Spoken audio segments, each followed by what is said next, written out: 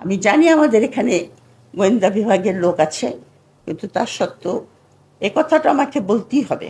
বাংলাদেশ আজকে যেখানে দাঁড়িয়েছে এটার জন্য 70% দায়ী হলো বাংলাদেশের আর্মি এবং ব্যুরোক্রেসি। বাংলাদেশের আর্মি এখন আমাদের একটা গদের উপর বিস্ফোরা হয় না, গদের উপর বিস্ফোরা। আপনার তাদের বাজেট কত যায় আমরা জানি না। যখন বাজেট দেওয়া হয় পার্লামেন্টে, তাদের বাজেট কিন্তু সিক্রেট, সেই বাজেট আমরা জানি না। আপনার ডিফেন্স পলিসিটা কি তাই তো আমি জানি না।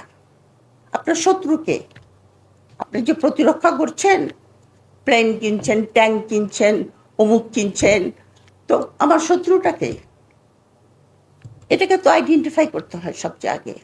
আপনি কার সঙ্গে যুদ্ধ করবেন, যে জন্য আপনি এগুলি সমস্ত কিনছেন? কে আমাদের শত্রু? কোনো রকম ক্লিয়ার কাট সেরকম কোনো ডিফেন্স পলিসি নাই।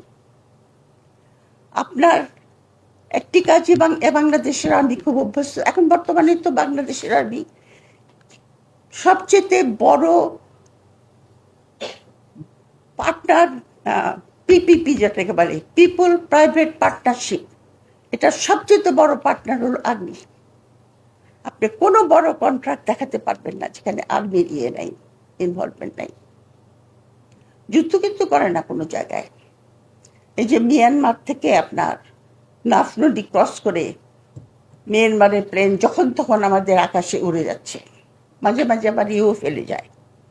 আপনার ওটা কি কি জানি বলে, ড্রোন, হ্যাঁ, ওগুলো ফেলে চলে যায়, কিচ্ছু বলে না, ক্ষমতাই নাই কিছু করার। কিন্তু প্রত্যেকটা বিজনেসে তারা আছে। তারা ফার্নিচার বানায়, তারা মিষ্টি বানায়, তাদের গ্যাস স্টেশন আছে, তাদের হসপিটাল আছে, তাদের ইউনিভার্সিটি আছে, তাদের কি নাই, অনলাইন বিজনেস আছে। আবার এক ভাই থাকে ডিওএইচএস, আমির লোক না, ভাড়া থাকে মিরপুরে। তো ওর বাসায় খেতে গেছি একদিন, তো মিষ্টি খেতে দিয়েছে আমাকে। আমরা মিষ্টিগুলো তো খুব ভালো করতে কিনছিস? বলে ওই যে আমাদের আর্মি ক্যাম্প আছে, ওখানে জওয়ানরা মিষ্টি বানায়, মিষ্টি বানিয়ে বিক্রি করে। পৃথিবীতে কোনোদিন শুনি নাই আমি যে আর্মি আপনার মিষ্টি বানিয়ে বাজারে বিক্রি করে। আর্মি তো ডিফেন্সের কাজ করবে। ওই যে আপনার আমাদের বর্তমান প্রফেসর ইউনুসের একজন ইয়ে ছিলেন না, আপনার শিল্প মন্ত্রী বশির সাহেব, উনি তো ইনভেস্টিগেশন, উনি ইয়ে করতে গেছিলেন আর কি। তখন উনি বলেছিলেন আর্মির কাজ কি ফার্নিচার বানানো? আর্মি যে ড্রোন বানাবে।